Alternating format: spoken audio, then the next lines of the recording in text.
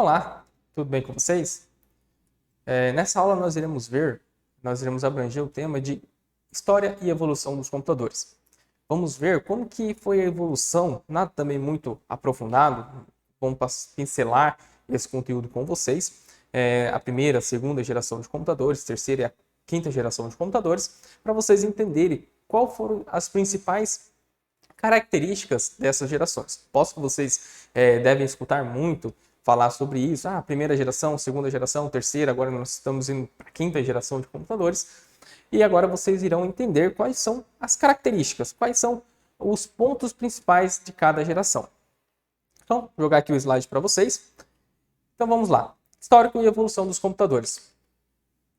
Para a gente abranger, vamos conversar sobre os primeiros computadores que surgiu na humanidade. Muita gente acha que isso não é um computador, que é apenas um sistema. Porém, o ábaco, né, que surgiu em 3500 a.C., ele foi o primeiro dispositivo manual de cálculos. E por que a gente compara cálculos com computadores?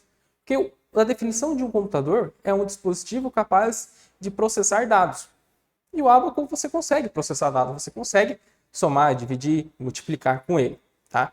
Então, você tem ali os primeiros dispositivos. No caso, o problema dele, automatizar tarefas repetitivas. Ou seja, eles tinham um problema de ficar toda vez fazendo divisão, multiplicação de uma conta.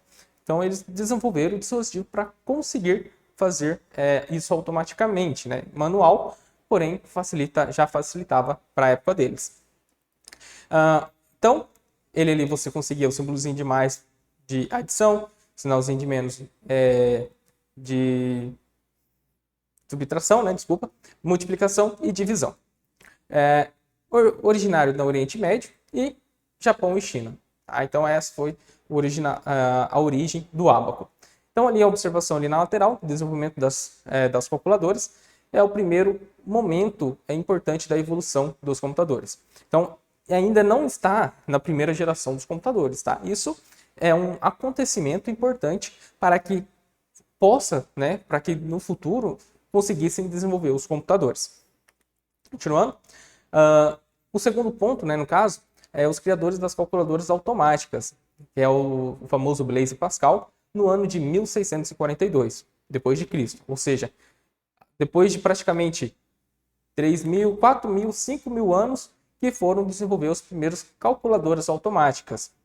Porém, ela ainda tinha uma limitação que só fazia adição e subtração. Não faziam divisão e nem multiplicação. Aí, depois, em 1672, ou seja, 30 anos depois, um outro inventor, que é von Leyenbrecht, né, ele conseguiu desenvolver uma calculadora automática que, além de fazer adição e subtração, também fazia a multiplicação e a divisão. E também ainda extraía a raiz quadrada de um número. Então, essa é um outro ponto importante na evolução dos computadores. Tá? E mais um ponto importante é em 1801, que é a primeira máquina mecânica programada. Então, depois de 200 anos, né, praticamente, foram desenvolver a primeira máquina programada.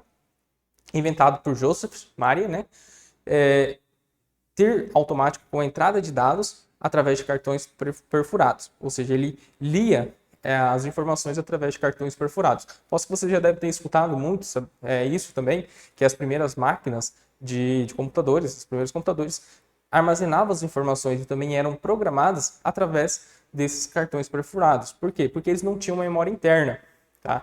Você aí com o seu celular, com o seu computador, que tem aí 500, 600 GB, 1 TB, 32 GB, 64 GB de armazenamento independente, naquela época não tinham capacidade de armazenamento. Eles não tinham inventado ainda os dispositivos de memória, tá? Nem memória principal e nem memória RAM. Porém, eles tinham aí, né, já o cartão perfurado para poder armazenar essas informações. Então, ali nessas informações, eles armazenavam zeros e 1, onde 0 era o cartão perfurado, onde tinha o furo, e o 1 onde não tinha. Tá? Controlar as confecções dos tecidos e de seus desenhos. Então, era para isso que ela foi inventada. E em 1833, a máquina analítica, né, o calculador, foi inventado pelo Charles Babbage, necessidade de realizar cálculos mais complexos, semelhante a um computador atual, considerando ele é considerado o pai da informática. Nesse caso, ele já tinha a estrutura, né? Ou seja, em 1833 já tinha a estrutura de um computador. Aposto que vocês aí nem nunca imaginariam, né, que o computador foi inventado, o primeiro computador foi inventado em 1833, mais de 200, quase 200 anos atrás, tá? Mas sim, esse cara, né, o Charles, ele já inventou a máquina dele, já tinha estrutura parecida com o que nós temos hoje, tá? Como assim? Tem a entrada de dados, né? O primeiro tópico ali é a entrada de dados. Você tem ali a memória principal, você tem a calculadora, a unidade de controle e depois a saída. Vocês irão ver na aula de hardware que essa é a estrutura básica de um computador, tá? Então, essa máquina de memória interna foi o terceiro momento importante na evolução dos computadores. Então, essa máquina já tinha uma memória interna, você já tinha a memória que nós temos hoje dos computadores. Não com essa capacidade que nós temos hoje, de preço que nós temos hoje, mas já tinha. Tá? E a calculadora analítica, ela tinha como componente um moinho. Tá? Uma roda dentada, as instruções seriam lidas em cartões perfurados que transportavam números e padrões de moagem, dispositivos de entrada para ler cartões. Uma unidade de memória, armazenagem, para guardar os números para referências futuras. Impressão para mostrar os resultados dos cálculos, dispositivos de saída, ou seja, ainda tinha já tinha os dispositivos de saída.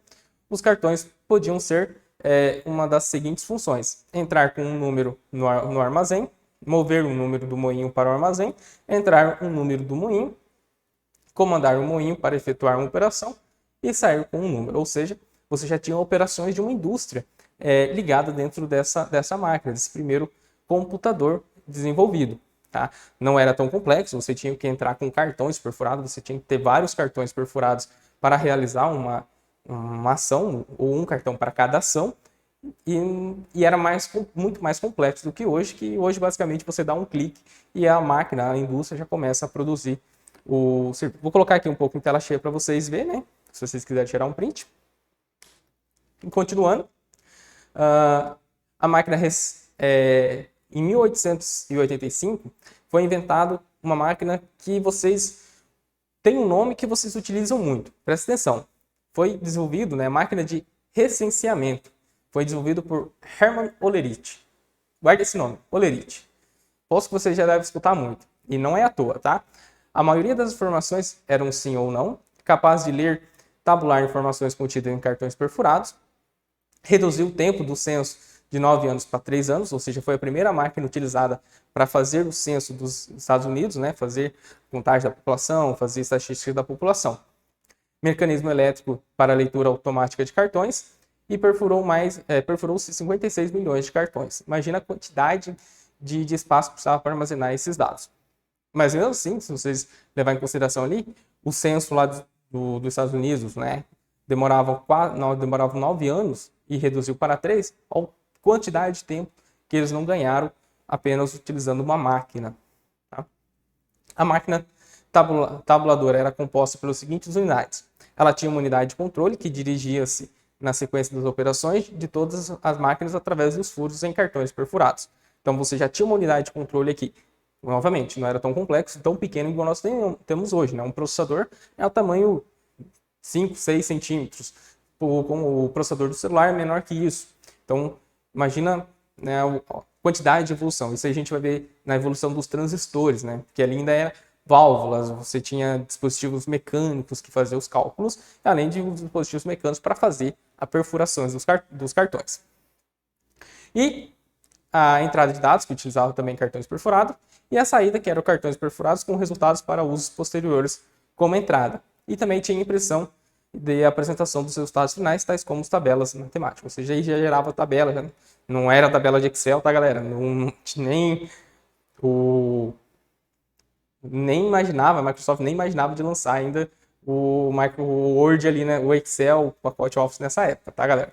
Mas já tinha, sim, umas tabelas matemáticas com os resultados aí do censo. E por que eu falei para vocês guardar o nome de Olerite? Porque essa máquina, esse cara, foi utilizada para fazer os primeiros olerites eletrônicos nas empresas. Ou seja, antigamente também tudo manual, e essa máquina já foi utilizada, foi as primeiras máquinas utilizadas para fazer os olerites. Tanto é por isso que o nosso olerite hoje chama também olerite, continua sendo chamado olerite. Tá? A história dos computadores, né? Agora sim vamos entrar um pouco mais, e agora vamos ver a evolução. Tá? Então, o mecanismo olerite utilizava eletricidade, onipresente nos computadores modernos. Ou seja, já utilizava eletricidade naquela época no computador do olerite. Tá? Chaves elétricas, liga e desliga, dois estados. Né? Sempre quando você vê dois estados binário, é sim ou não, tá? 0 ou 1. Sempre binário é somente 0 ou 1. A estrutura básica de operações elétricas em computadores. Então você já tinha ali sinais elétricos para realizar tal função. Relés, né, chaveia 5 vezes por segundo, e centrais telefônicas. Também nós tínhamos válvulas, que chaveava 1000 vezes por segundo. Olha aí a evolução. Quem usava, as máquinas usavam relés, só podiam ser chaveadas 5 vezes por segundo. Já as válvulas tinham 1 milhão de vezes por segundo. Você já ganharam uma boa parte de desempenho só de trocar os relés por válvulas. E essas válvulas foram utilizadas principalmente em rádios, tá? Rádios de AM na época, né, mais utilizado, foram muito utilizados para transmissão de radiofrequência. Tá? E agora sim, entrando na primeira evolução dos computadores, nós vimos aí quais foram os pontos importantes, tá? Os pontos importantes aí da evolução que surgiu, né? Que foram a base para surgir os primeiros computadores. Mais um ponto importante, na verdade, né? Que é a Segunda Guerra Mundial, que foi o quarto momento importante para a evolução dos computadores, foi o nascimento do oficial do computador moderno. Então, o ponto principal, né, as guerras aí sempre traz tristezas aí, mortes e tantos outros problemas aí na sociedade. Porém, muitas das vezes elas são o pontapé inicial para grandes revoluções tecnológicas que nós utilizamos hoje. Tá? Por exemplo, o GPS, o que a gente vai ver, tem mesmo os próprios computadores, as redes de computadores, todas essas tecnologias ganharam um ban, né? Ganharam uma força maior do governo devido aí às grandes guerras que aconteceu. E os computadores não foi diferente. Por exemplo, o Mark I, que foi o primeiro computador aí desenvolvido, moderno desenvolvido, entre 1937 e 1944, foi construído por Howard Heineken, da Universidade de Harvard.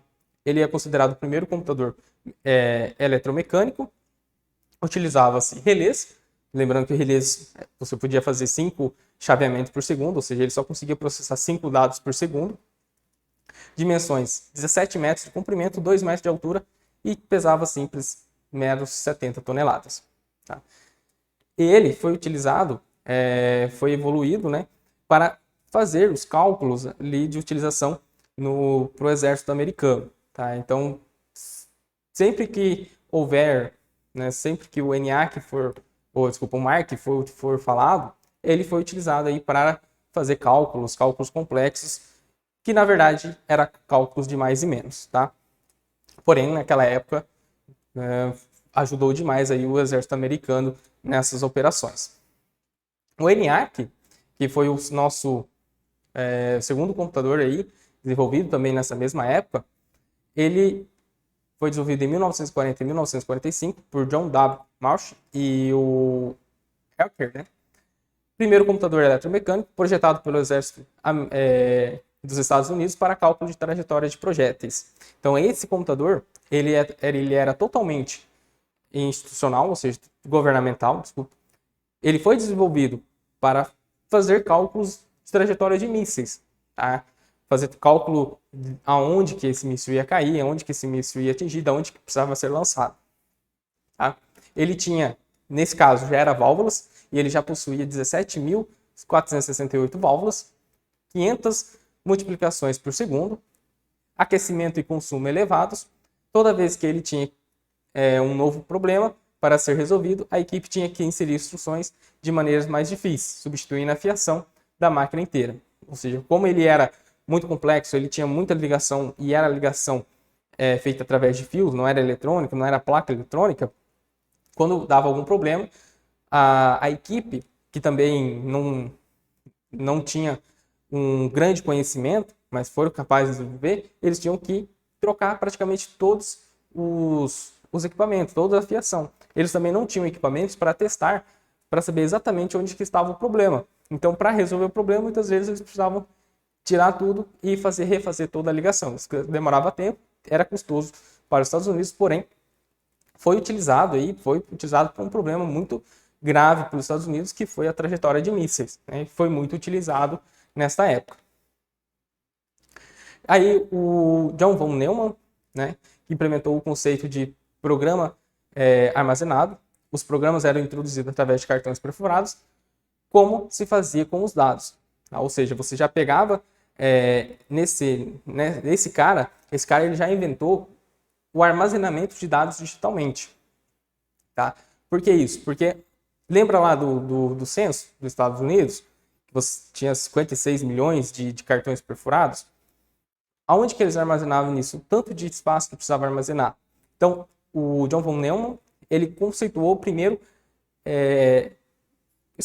primeiro dispositivo para armazenar esses dados digitalmente. Tá? Então, ele desenvolveu a lógica dos circuitos, os conceitos programa e operação com números binários. Ou seja, ele pegou a lógica do cartão, que era perfurado, de zeros e uns, e armazenou essas informações digitalmente. Tá? Qual foi a dificuldade principal? Foi encontrar um dispositivo, encontrar uma maneira que fosse capaz de armazenar esses dados. O que isso trouxe de facilidade para a vida, né? Rapidez, versatilidade e automodificação. Por quê? Rapidez, porque eles não precisavam mais armazenar esses dados em milhões de cartões e toda vez que precisasse tinha que ir lá procurar, mexer em várias caixas, várias salas diferentes, às vezes não encontrar, às vezes estragava o cartão. Versatilidade, justamente por causa disso, porque já sabia onde está. E automodificação, porque você não precisava regravar todo o cartão para modificar um dado. Você poderia abrir esse dado digitalmente e modificar ele. Aí isso foi uma evolução enorme para os computadores, para a informática em si. E alguns exemplos desses dispositivos eram o EDVAC, em 1952, o UNIVAC, em 1951, que foi o primeiro computador fabricado em linha de montagem. Foi o primeiro computador que foi distribuído e que poderia ser comprado pela população. E conceituando ali as principais gerações de computadores, né, a gente viu a história dos computadores, nós vimos os principais motivos, os principais pontos que fortificaram a evolução dos computadores, desde lá do tabaco até aqui os primeiros computadores desenvolvidos pelos Estados Unidos. Mas para vocês entenderem melhor como que isso cai em curso, geralmente eles caem os conceitos, certo? Os pontos que marcaram as gerações. Vamos lá.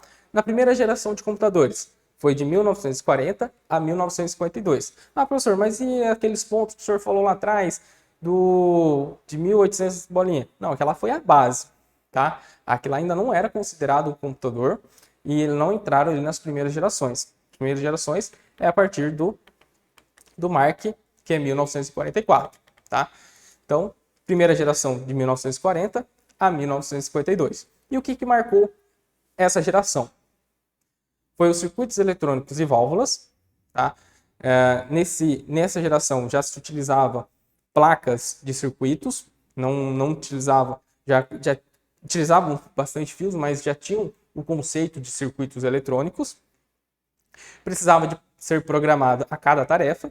Então, sempre quando você precisava refazer a tarefa, fazer uma nova tarefa, buscar esse dispositivo, regravar esse dispositivo, você precisava reprogramar todo o computador. Grande consumo de energia. Esse sempre foi um dos principais pontos desses grandes máquinas. Grandes máquinas consomem grande quantidade de energia. Problema devido muito ao aquecimento, também, né, as válvulas, elas consumiam muita energia, geravam muito calor. Elas pareciam lâmpadas, quando ligava ali, clareava toda a sala, porém, e com isso também aquecia muito e muito desperdício de energia para se gerar. Memória, você já tinha as memórias, porém eram em cartões perfurados, tá? Ele já armazenava esses dados de forma, não de forma digital, mas de forma física, tá? E uso de registros, né, científico e militar. No caso também, os olerites ali que foram utilizados. E a segunda evolução dos computadores, que foi de 1952 a 1964, foi o uso dos transistores em substituição às válvulas. Ou seja, aqui, tá vendo aquele coisinha pequenininho, né, no canto superior da tela? Vou até colocar aqui em slide para vocês. Aquele ali é o transistor, tá? Era desse tamanho? Claro que não, era um pouco maior, porém bem menor do que as válvulas, tá? E o que isso trouxe de benefício? Mais rápido, com menor consumo de energia, tanto porque eles não geravam calor, não gastavam energia gerando calor e também gerando iluminação. Eles utilizavam toda a energia para o fim dele, que era fazer cálculos menores na dimensão, 100 vezes menor que a válvula, então bem menor, né? Nem se compara.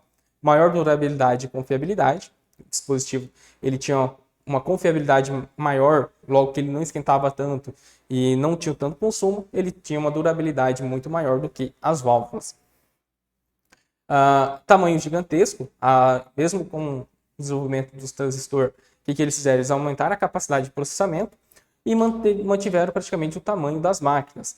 Eram um pouco menores, porém as máquinas ainda continuavam sendo grandes. Capacidade de processamento muito pequena comparado a hoje, tá? Mas comparado à primeira evolução ainda era maior. E a memória já era fitas magnéticas. Essas fitas magnéticas, galera, nós não utilizamos tanto pessoalmente, as pessoas, né, não utilizam, porém é muito utilizado em empresas para fazer backup ainda, backup dos sistemas. Por quê? Porque as fitas magnéticas são extremamente confiáveis. Eles não são discos rígidos que podem estragar, se você derrubar ele vai estragar, se molhar ele estraga. Ele é um dispositivo extremamente confiável para gravar backups. Porém, eles não ficam conectados na máquina. Geralmente, as empresas que utilizam, elas gravam o backup nesses dispositivos e guardam em outro lugar, levam para casa, tiram fora da empresa.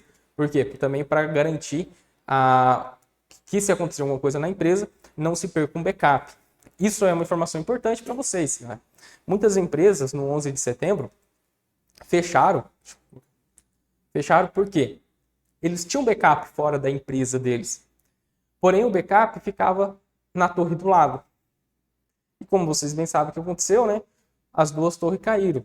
E essas empresas perderam todas as informações que tinham. Todas.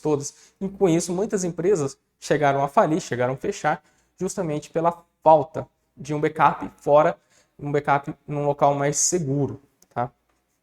Então, importante para vocês.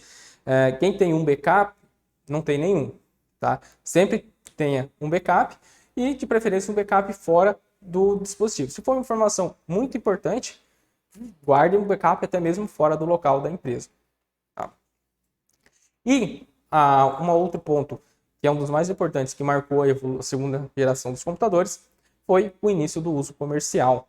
Tá? Nesse ponto já se utilizava para fazer check-in, empresa utilizava em cálculos, em desenvolvimento comercial, em desenvolvimento de sistemas.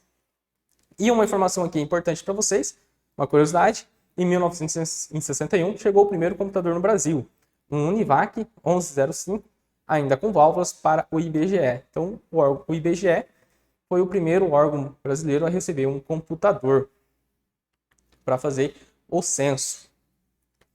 E, continuando aqui na terceira evolução, terceira geração dos computadores, que foi entre 1964 e 1971, foi o uso dos circuitos integrados, substituição aos transistores. Então, vou colocar aqui em tela cheia para vocês. A imagem ali mostra no canto superior um transistor, primeiro é o transistor, o do meio é um circuito integrado e, por fim, uma válvula. Tá? E o que marcou essa geração? O uso de circuitos integrados em substituição aos transistores, ou seja, milhares ou até mesmo milhões de transistores em uma única pastilha de silício. Ou seja, dentro daquele dispositivo ali pequeno, aquele eletrônico ali pequeno, cabe vários milhões de transistores e hoje bilhões de transistores dentro de um processador. A miniaturização, ou seja, MSI, e o MSI, que é Medium Scale Integration, tá? E o SSI, que é o Short Scale Integration, ou seja, são arquiteturas que diminuíam ainda mais o tamanho dos transistores para caber mais transistores por centímetro quadrado. Então, com isso, diminuição do tamanho, surgiram os microcomputadores. É daí que os nossos computadores pessoais, nossos computadores de mesa, se chamam microcomputadores, mesmo que para nós, né, de quem é da época aí de 1990 para frente, acha que esses computadores são grandes, né? Mas não. Imagina o tamanho de um computador de válvula, um computador de transistores antes de 1971. Então, por isso que os nossos computadores se chamam microcomputadores.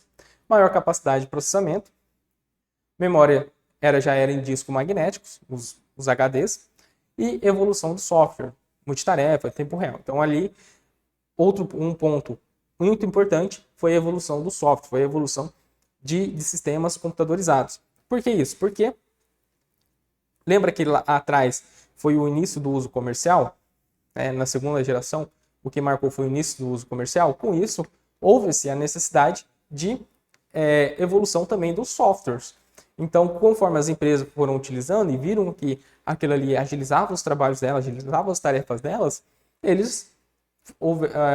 foi surgindo a necessidade da evolução do software. Foi a evolução de um bloco de notas, de um pacote Office, e aí foi surgindo aí as tarefas, os softwares DOS, os MS-DOS, para serem utilizados nas empresas. E também para uso comercial, uso residencial.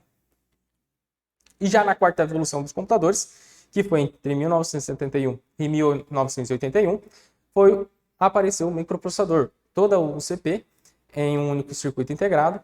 Surgem os softwares integrados, ou seja, a UCP é a unidade de controle de processamento, que é o nosso CPU, que é nosso processador de hoje, né? Foi aí que surgiu. Todo o processamento dos lados estavam ali dentro. Com isso, a capacidade de processamento, o tamanho dos resistores diminuíram ainda mais. Tá? Então, foi surgindo os softwares integrados, ou seja, processadores de texto, planilha eletrônica, gerenciadores de banco de dados, gerenciadores de comunicação, nessa quarta geração. Surgiram os microcomputadores e supercomputadores. Continuação do processo de miniaturização, que é o LSI, Large Scale of Integration, que é a menor escala que ainda é utilizada de integração de resistores dentro por centímetro quadrado. E aí, provavelmente vocês aí já viram disquete. Então, na quarta geração, entre 1971 e 1981, surgiram os disquetes, que foi muito utilizado, ainda é utilizado, inclusive, por empresas para transporte de dados secretos, dados que não podem ser copiados. Algumas empresas ainda utilizam os disquetes. Muito pouco mesmo, mas algumas ainda acabam utilizando. E nessa época surgiu a terceira evolução industrial. Tá?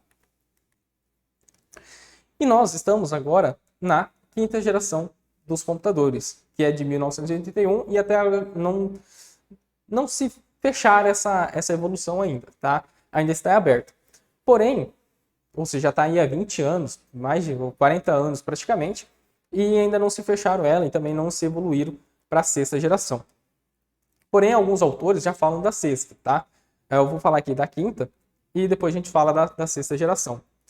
A evolução dos computadores, a quinta, né, é marcada pela robótica, realidade virtual, inteligência artificial, era online, da internet, e continuação dos processos de miniaturização, que é o VLSI e o LSI. A gente vai ver esses conceitos mais para frente, mas não precisa se preocupar muito com eles, tá?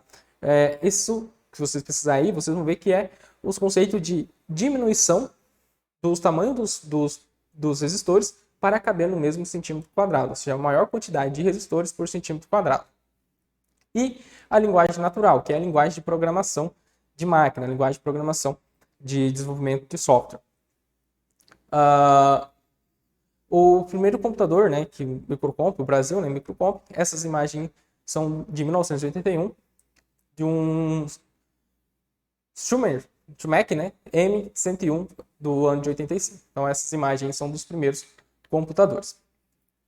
Já na sexta evolução dos computadores, muitos autores falam que é a era da internet das coisas. Tá? O que é a internet das coisas? A sua geladeira está conectada no Wi-Fi, seu sapato, seu tênis, sua camiseta, o seu ternilho, a sua telha.